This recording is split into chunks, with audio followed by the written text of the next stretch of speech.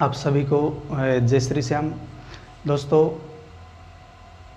जैसा कि कल मैंने आपको बताया था कि विवाह के 8 प्रकार और 16 संस्कार का टॉपिक भी हम पढ़ेंगे। तो विवाह के जो 8 प्रकार थे वो कल हमने क्लियर कर लिए हैं। कल वैदिक सभ्यता के साथ साथ वैदिक सभ्यता का जो अंतिम वीडियो था, वैदिक काल का जो अंतिम वीडियो था, उसी के साथ साथ आपको विवाह के 8 प्रकार बता दिए गए थे। यद्यपि विवाह के 8 प्रकारों का संबंध वैदिक काल से नहीं था, मैंने कल बता दिया था। और आज हम 16 संस्कारों के बारे में चर्चा करेंगे। 16 संस्कार जो हिंदू समाज में कौन कौन से संस्कार प्रचलित थे, और इन 16 संस्कारों के पश्चात हम बात करेंगे बौद्ध धर्म और जैन धर्म की। बौद्ध धर्म और जैन धर्म, तो इनसे संबंधित भी 3-3, 4-4 वीडियो अपलोड किए जाएंगे। तो आज हम बात करते हैं 16 संस्कार। देखिए, जो संस्कार शब्द है, संस्कार का अर्थ होता है परिष्कार, शुद्धता अथवा पवित्रता। हिंदू समाज में 16 संस्कार प्रचलित थे, लेकिन वर्तमान समय में ये 16 संस्कार प्रचलित नहीं है। कहीं कहीं देखने को मिलता है, किसी समाज विशेष से संबंधित देखने को मिलेगा, अन्यथा सभी जगह इस प्रकार के संस्कार वर्तमान में प्रचलित नहीं हैं। तो जो संस्कार है, संस्कार शब्द का अर्थ होता है परिष्कार, शुद्धता अथवा पवित्रता। तीनों में कोई भी शब्द आए, परिष्कार, शुद्धता अथवा पवित्रता, संस्कार का ये शाब्दिक अर्थ होता है। वैदिक साहित्य में उल्लेख नहीं मिलता है, ध्यान रखना है। वैदिक साहित्य में हमें संस्कार शब्द का उल्लेख नहीं मिलता है। ऋग्वेद में 3 संस्कारों का उल्लेख मिलता है। ऋग्वेद में, यद्यपि वैदिक साहित्य में हमें संस्कार शब्द का उल्लेख नहीं मिलता, फिर भी 3 संस्कार प्रचलित थे: गर्भाधान, विवाह और अंत्येष्टि।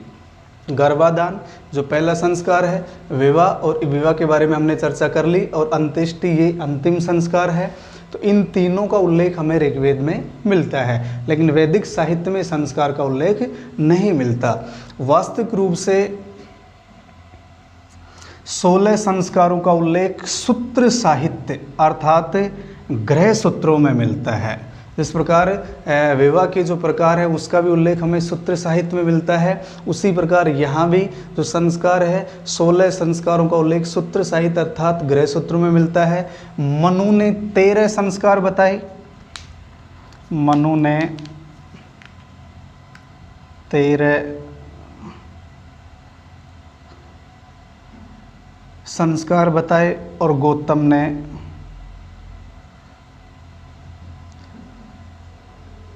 40 संस्कार बताए हैं। गौतम ने 40 संस्कार बताए और मनु के द्वारा कितने संस्कार बताए गए हैं? 13। लेकिन सामान्यतः धर्मशास्त्रकारों ने 16 संस्कार ही बताए हैं। तो सामान्य सा एक क्वेश्चन ये हो गया आपका कि संस्कारों की कुल संख्या कितनी है? 16। विवाह के कितने प्रकार हैं? 8। और संस्कारों की कुल संख्या कितनी है? 16। तो संस्कार का अर्थ होता है परिष्कार, शुद्धता या पवित्रता। वैदिक साहित्य में संस्कार का उल्लेख नहीं मिलता है। वैदिक साहित्य में संस्कार का उल्लेख नहीं मिलता। ऋग्वेद में 3 संस्कारों का उल्लेख मिलता है: गर्भाधान, विवाह और अंत्येष्टि। वास्तविक रूप से 16 संस्कारों का उल्लेख सूत्र साहित्य अर्थात गृह सूत्र में मिलता है। मनु ने संस्कारों की कुल संख्या कितनी बताई है? 13। गौतम ने 40। और सामान्यतः धर्मशास्त्रों के अनुसार संस्कारों की कुल संख्या कितनी है? 16। आपको याद रखना है, सामान्य क्वेश्चन है कि कुल संस्कार कितने होते हैं? 16।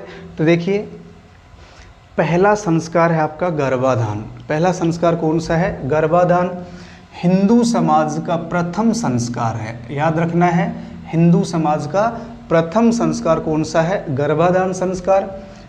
पुरुष अपनी पत्नी के गर्भ में बीज स्थापित करता है। गर्भाधान संस्कार क्या है?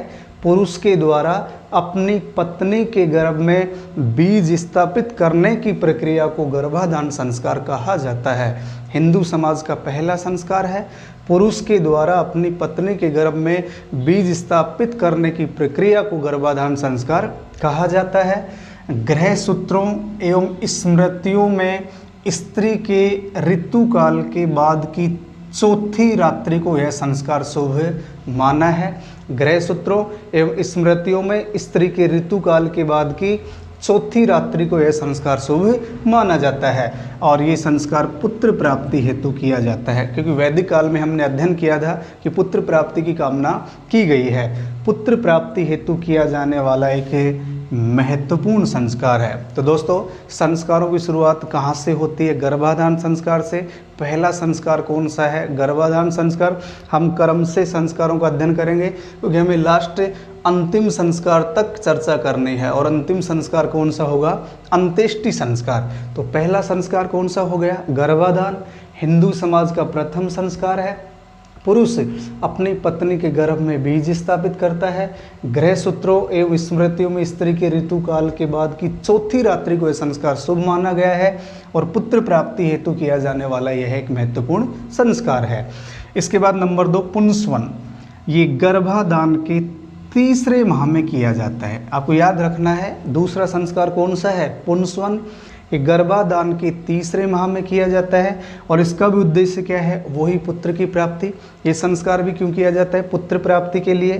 पुंसवन का अर्थ होता है वह अनुष्ठान जिससे पुत्र की प्राप्ति हो। अनुष्ठान किया जाता है तो पुंसवन का अर्थ क्या हुआ? वह अनुष्ठान जिससे पुत्र की प्राप्ति हो। तो दूसरा संस्कार कौन सा हो गया? पुंसवन।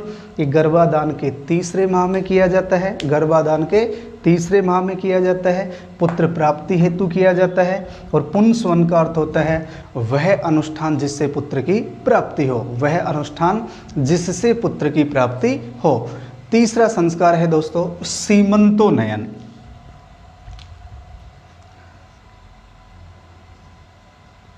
सीमंत का अर्थ होता है केस, बाल।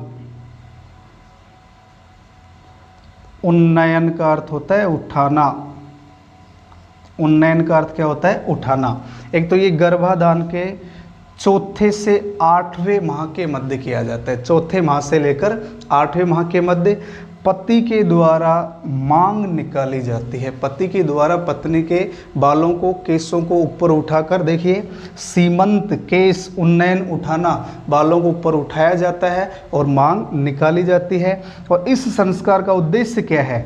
दुष्ट शक्तियों एवं बाधाओं से स्त्री की रक्षा करना। सीमंतोन्नयन ये तीसरा संस्कार है। चौथे माह से 8वें माह के मध्य, यानी गर्भाधान के चौथे माह से 8वें माह के मध्य किया जाता है। पति के द्वारा मांग निकाली जाती है। अर्थात देखिए सीमंत, सीमंत का अर्थ होता है केस, उन्नयन का अर्थ होता है उठाना। पति के द्वारा स्त्री के बालों में मांग निकाली जाती है। इसका उद्देश्य क्या है? दुष्ट शक्तियों और बाधाओं से स्त्री की रक्षा करना। दुष्ट शक्तियों से अथवा बाधाओं से स्त्री की रक्षा करना। तो दोस्तों सामान्य है, ऐसा कुछ डिफिकल्ट नहीं है। एक दो बार आप रिवाइज करेंगे याद हो जाएगा। एक बार इसका स्क्रीनशॉट ले लीजिए।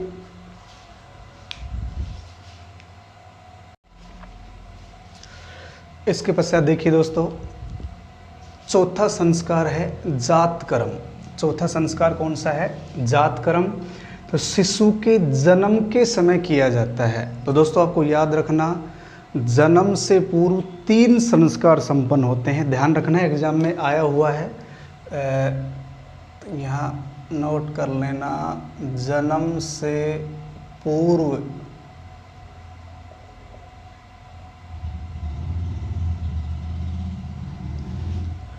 कितने संस्कार संपन्न होते हैं? 3। एक तो गर्भाधान, पुंसवन और सीमंतोन्नयन। गर्भाधान, पुंसवन और सीमंतोन्नयन। जन्म से पूर्व 3 संस्कार संपन्न होते हैं। चौथा जो संस्कार है, मान लीजिए यही क्वेश्चन आ जाए कि शिशु के जन्म के समय कौन सा संस्कार किया जाता था? शिशु के जन्म के समय कौन सा संस्कार किया जाता था? जातकर्म। तो ये जन्म के समय किया जाने वाला संस्कार है। जन्म के समय बच्चे की नार काटने से पूर्व, और नाल बोलते हैं नाभि को, काटने से पूर्व ये संस्कार संपन्न किया जाता था। बच्चे को पिता द्वारा शहद चटाया जाता है। थाई मान लो, क्योंकि वर्तमान में इतनी परंपराएं नहीं हैं।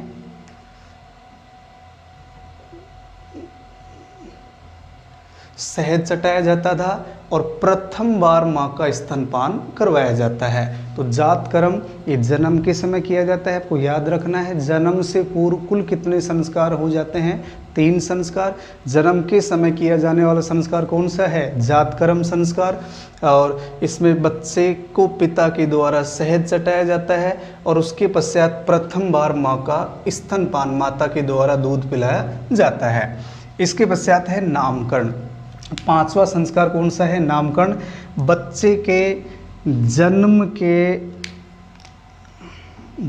के 10वें या 12वें दिन नामकरण जो संस्कार है बच्चे के जन्म के 10वें या 12वें दिन संपन्न होता था और बच्चे का इसके अंतर्गत नाम रखा जाता था।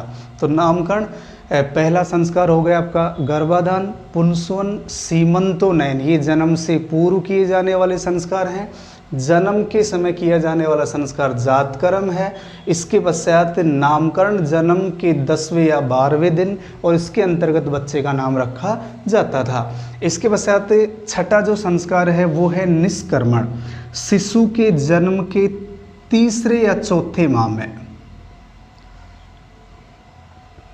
निष्क्रमण जो संस्कार है उस शिशु के जन्म के 3 या 4 माह में बच्चे को प्रथम बार घर से बाहर निकाला जाता है। बच्चे को घर से पहली बार बाहर निकाला जाता है और बच्चे को सूर्य के दर्शन करवाए जाते हैं। बच्चे को सूर्य के दर्शन करवाए जाते हैं। तो निष्क्रमण शिशु के जन्म के 3 या 4 माह में बच्चे को प्रथम बार घर से बाहर निकाला जाता है और बच्चे को सूर्य के दर्शन करवाए जाते हैं। इसके पश्चात एक संस्कार है अन्नप्राशन। अन्नप्राशन यानी बच्चे को पहली बार अन्न खिलाना, अनाज खिलाना। तो ये जन्म के 6ठे मास में होता है, ये ध्यान रखना है। जन्म के 6ठे मास में यह संस्कार जन्म के 6ठे मास में और प्रथम बार पका हुआ अन्न खिलाते हैं, दूध और चावल। दूध और चावल पका हुआ इसे खिलाया जाता है। तो जात कर्म ये जन्म के समय किया जाता है। जन्म से पूर्व कितने संस्कार हो जाते हैं? 3 संस्कार। तो जन्म से पूर्व 3 संस्कार कौन कौन से हो गए? गर्भाधान, पुंसवन और सीमंतोनयन। गर्भाधान, पुंसवन और सीमंतोनयन ये 3 संस्कार हैं जो जन्म से पूरी संपन्न हो जाते हैं। तो जात कर्म जन्म के समय बच्चे को पिता के द्वारा शहद चटाया जाता है, उसके पश्चात प्रथम बार माँ के द्वारा स्तनपान करवाया जाता है। नामकरण बच्चे के जन्म के 10वें या 12वें दिन बच्चे का नाम रखा जाता था।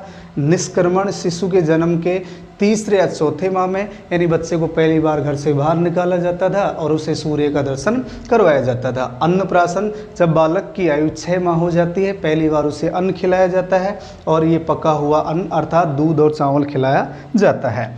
इसके पश्चात है चूड़ा कर्म या मुंडन संस्कार। देखिए दोस्तों, चूड़ा कर्म या मुंडन संस्कार ये जन्म के प्रथम वर्ष से तीसरे वर्ष की समाप्ति से पूर्व तक हो जाना चाहिए। समाप्ति से पूर्व तक हो जाता है। तो चूड़ा कर्म अथवा मुंडन प्रथम बार बच्चे के बाल काटे जाते हैं, केवल शिखा छोड़ी जाती है, ध्यान रखना है। शिखा छोड़ी जाती है। शिखा यानी बालक के चोटी छोड़ी जाती है, शिखा। इसके अलावा सभी सिर के बाल काट दिए जाते हैं। सिर पर मक्खन व दही का लेप किया जाता है। कौटिल्य ने कहा है कि मुंडन संस्कार के बाद बालक अक्षर लिखना सीखता था। कौटिल्य के अनुसार मुंडन संस्कार के पश्चात बालक अक्षर लिखना सीखता था।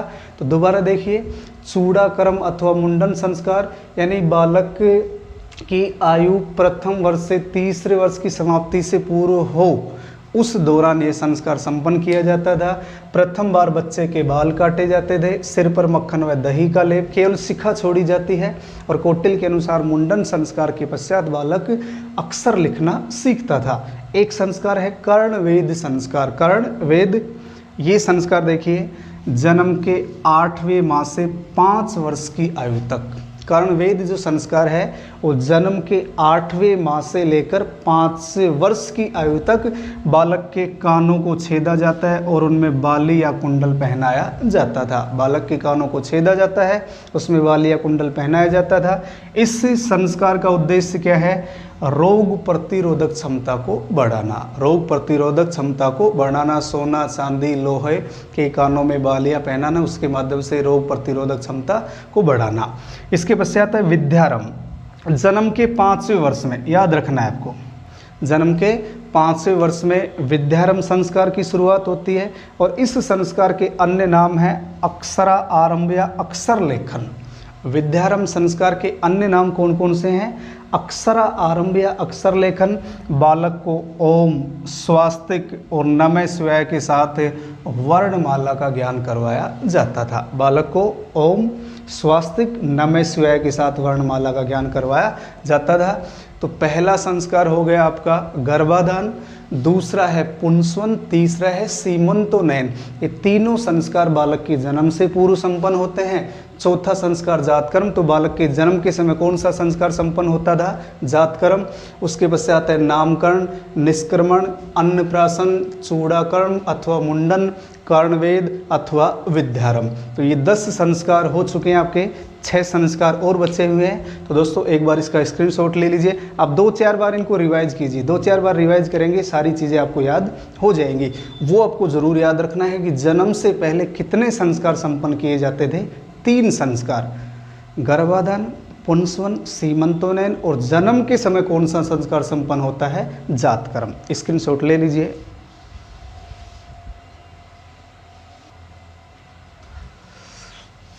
इसके पश्चात देखिए दोस्तों, नंबर 11 पे संस्कार का नाम है उपनयन अथवा यज्ञोपवीत संस्कार। उपनयन अथवा यज्ञोपवीत संस्कार ये सर्वाधिक महत्वपूर्ण संस्कार माना जाता है। सर्वाधिक महत्वपूर्ण संस्कार था।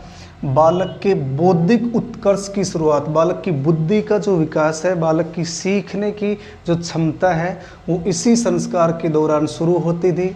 इस संस्कार का अर्थ देखिए, बालक को शिक्षा प्राप्ति के लिए गुरु के पास ले जाना।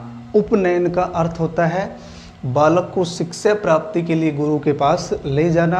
तो उपनयन संस्कार का दूसरा नाम है यज्ञोपवीत संस्कार।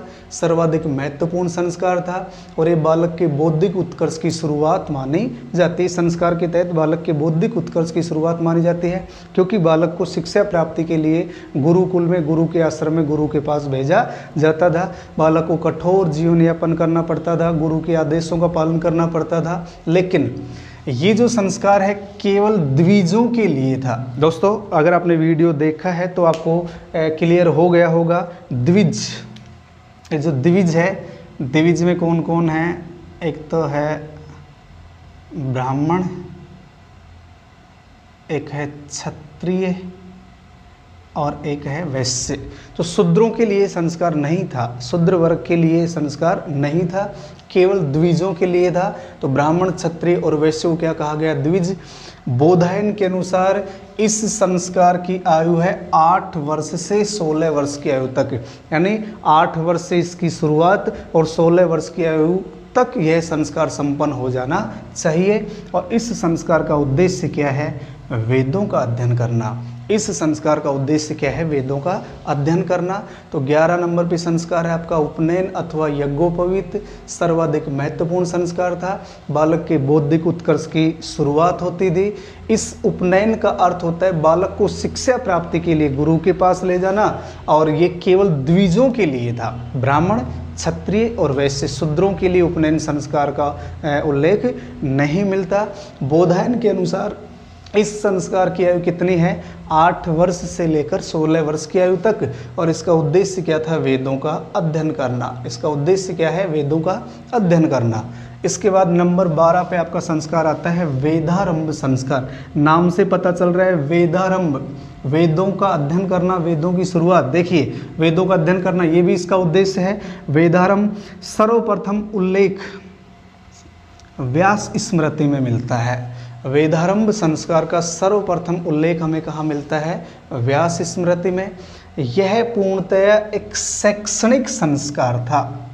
दोस्तों एक क्वेश्चन याद रखना है कि 16 संस्कारों में से वह कौन सा संस्कार था जो पूर्णतः शिक्षा को समर्पित संस्कार था, पूर्णतः शैक्षणिक संस्कार था। उसका नाम है वेदारंभ। नाम से पता चल रहा है वेदों का अध्ययन, बालक वेदों का अध्ययन शुरू करता था। बालक वेदों का अध्ययन शुरू, ये तो उद्देश्य था कि बालक को वेदों का अध्ययन करवाया जाएगा, लेकिन यहाँ बालक वेदों का अध्ययन शुरू करता था। वेदों का अध्ययन गायत्री मंत्र के साथ शुरू किया जाता था। गायत्री मंत्र के साथ, जो ऋग्वेद के तीसरे मंडल में उल्लेखित है। ऋग्वेद के तीसरे मंडल में गायत्री मंत्र का उल्लेख मिलता है।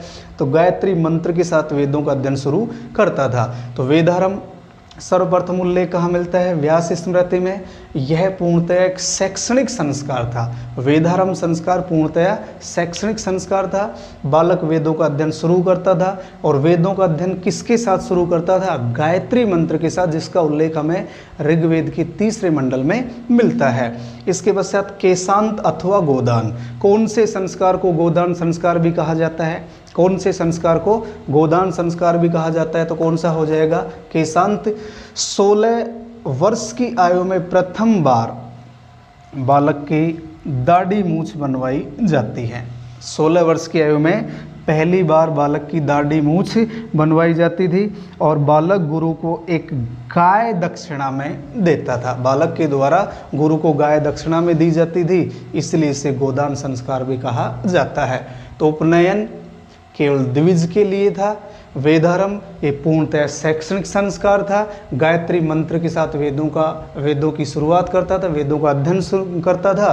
केशांत ये 16 वर्ष की आयु में प्रथम बार दाढ़ी मूछ बनवाई जाती थी, और गुरु को एक गाय दान में दी जाती थी, इसीलिए इसे गोदान संस्कार भी कहा जाता है।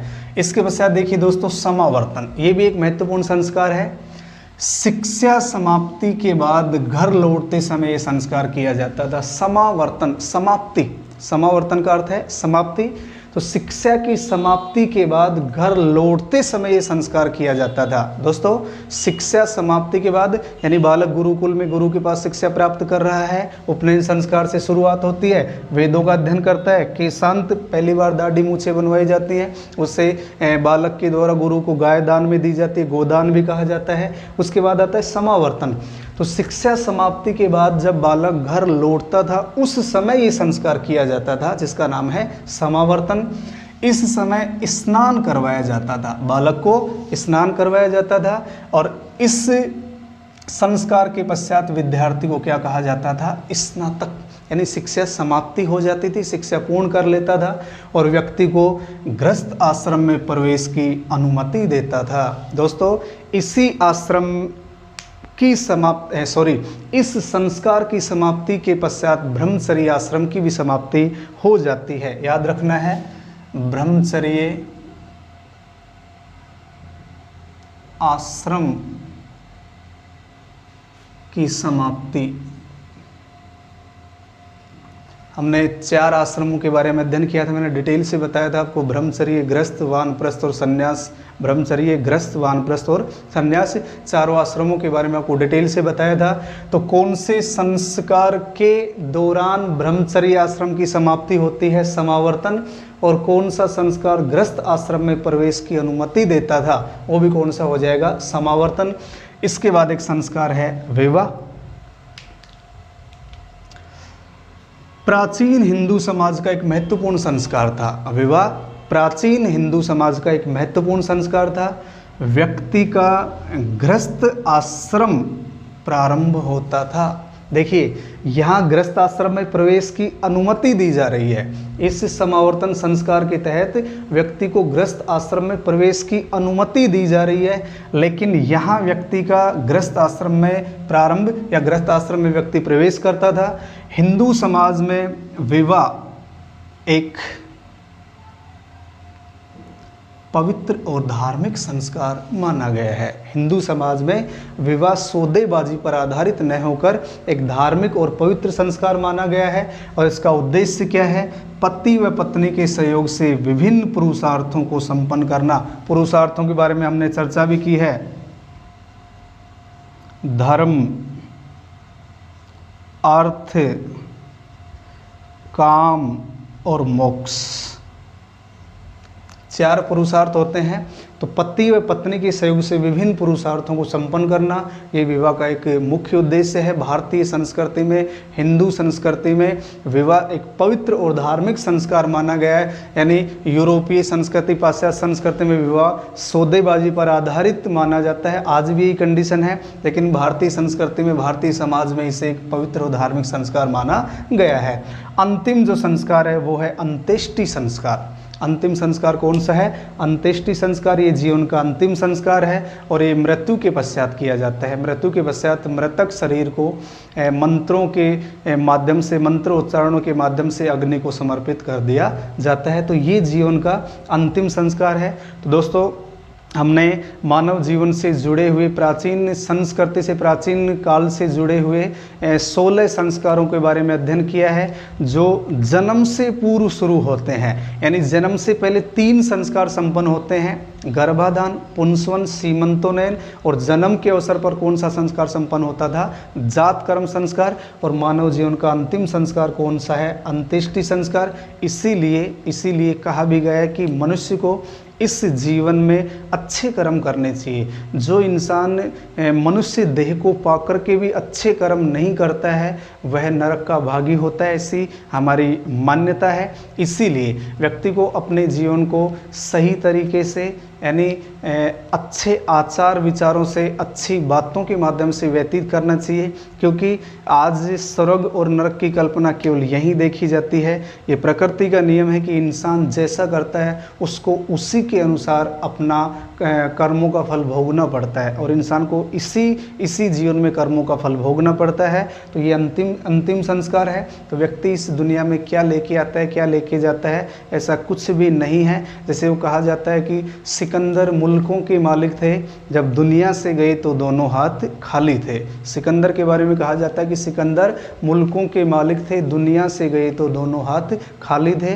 तो इस दुनिया में जिसने जन्म लिया है उसे अच्छे कर्म करने चाहिए, अपनी ईमानदारी से जीवन यापन करना चाहिए, ईमानदारी से आगे बढ़ना चाहिए। निश्चित रूप से व्यक्ति का समाज में व्यक्तित्व बढ़ता है, और बेईमानी, छल कपट करने वाला इंसान यहीं पे उन कर्मों का फल भोगता है। तो दोस्तों, मुझे विश्वास है कि ये 16 संस्कार आपको सही तरीके से समझ में आ गए होंगे। अब 2-4 बार वीडियो देखिए, 2-4 बार उनको रिवाइज कीजिए, ये सारा टॉपिक आपको क्लियर हो जाएगा।